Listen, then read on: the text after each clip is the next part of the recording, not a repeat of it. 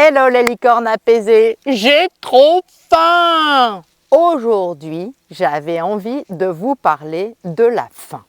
Est-ce que vous avez remarqué que quelquefois, sans raison, tout au long de la journée, on a faim? On a mangé, on a fait nos 3 repas, mais malgré ça, cette faim reste là et nous tyrannise. Sans raison, pas vraiment.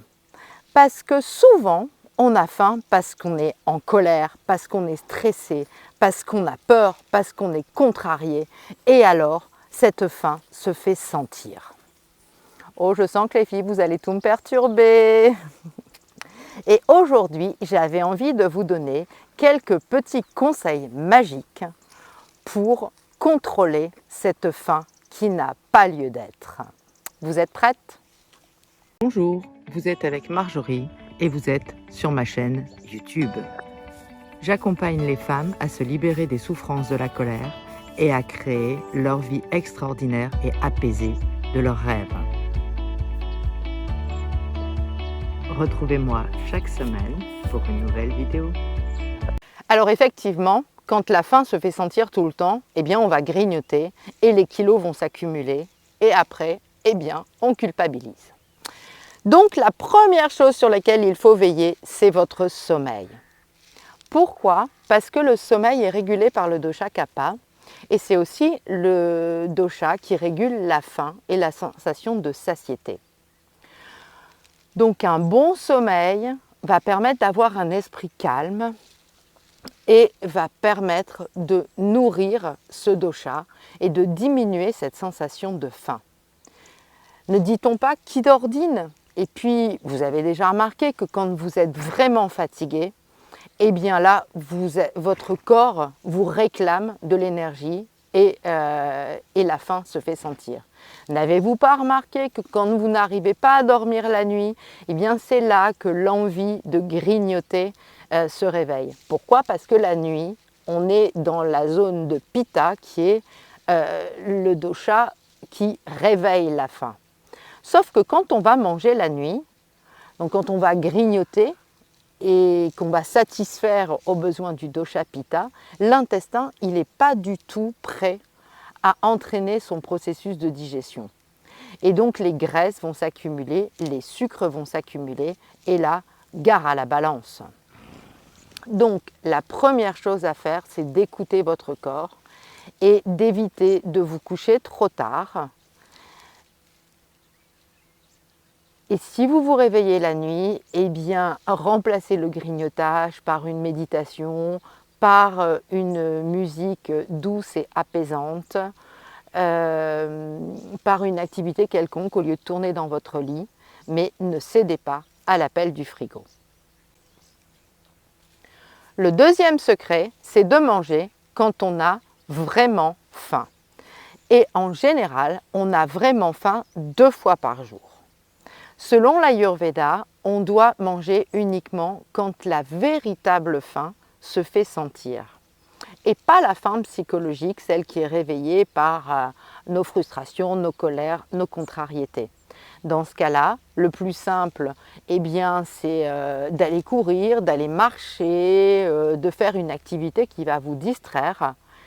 Et si vraiment cette faim persiste et qu'elle devient une faim douloureuse, de vous offrir une petite collation qui va être réfléchie et pas un grignotage compulsif en se jetant sur le placard et en y mangeant tout ce qu'on y trouve. Le troisième secret pour réguler la faim, ce sont les pranayamas.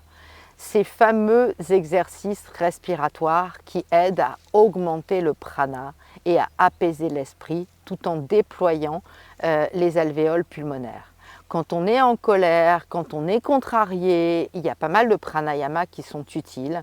Vous allez certainement trouver des tutos et sinon, je me ferai un plaisir de faire une vidéo là-dessus. Mais vous avez les Bhastrika, vous avez la respiration du lion, vous avez Nadi Shodhana, la respiration alternée. Toutes ces pranayamas vont calmer vos émotions, vont calmer vos frustrations, vont ouvrir vos poumons, vont vous apporter de l'énergie et vont vous faire disparaître cette sensation de faim. Le quatrième secret, c'est de faire attention aux saveurs. Les saveurs douces, les saveurs amères, comme la saveur du café par exemple, pour ne pas le citer, les saveurs astringentes, celles qui râpent et qui assèchent la bouche et l'œsophage, sont des saveurs qui vont calmer le dosha pitta et qui vont donc calmer la faim. Contrairement aux saveurs salées, aux saveurs piquantes et aux saveurs acides. D'ailleurs, c'est pour ça que l'industrie agroalimentaire les utilise à fond et que notamment dans tout ce qui est biscuits apéritifs, dans tout ce qui est plats préparés, vous trouvez beaucoup de saveurs salées, de saveurs acides, voire de saveurs piquantes, pour stimuler votre appétit et pour qu'à la fin de votre repas, vous ayez encore faim. Donc, évitez les épices piquantes en excès, évitez les aliments salés, les aliments acides qui vont stimuler ce dosha pitta et augmenter la faim. Et préférez les saveurs amères, astringentes et douces pour apaiser votre agni et votre sensation de faim. Le cinquième secret, c'est l'huile et les matières grasses. Ça peut sembler paradoxal de parler de poids, de kilos de faim et de parler d'huile et de matières grasses. Encore une fois, le poison est dans la dose, donc c'est à utiliser de manière raisonnée. Mais une petite cuillère à café d'huile va restaurer votre système digestif. Une petite cuillère à café d'huile de noix de coco, d'huile d'olive et bien sûr des huiles bio dans votre alimentation va permettre de maintenir le feu digestif sous contrôle. Sixième et avant-dernière astuce, ce sont les fibres.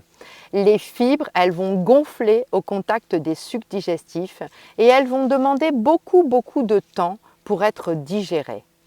Donc une petite quantité de fibres donne l'illusion à l'estomac d'avoir beaucoup de nourriture à digérer et va donc le satisfaire beaucoup plus vite que si vous mangez des aliments sans fibres. Donc l'importance des fibres dans votre alimentation, elle commence dès l'estomac pour apaiser cette sensation de faim.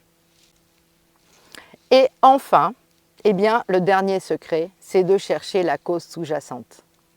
Si vous ne traitez pas votre colère et la cause de votre colère, si vous ne traitez pas la cause de votre frustration, si vous ne traitez pas votre fatigue, vous allez un petit peu courir après le train qui est déjà parti.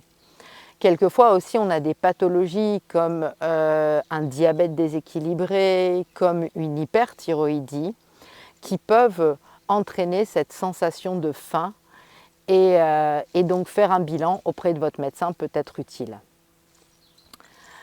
Et c'est tout ce que vous retrouverez dans mes accompagnements, faire de vous une femme apaisée avec un esprit calme dans un corps en pleine santé.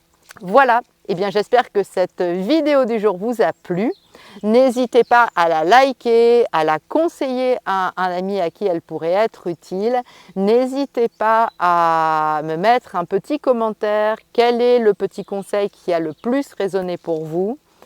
Et n'hésitez pas à vous abonner à ma chaîne YouTube. Et je vous dis à très vite les licornes apaisées.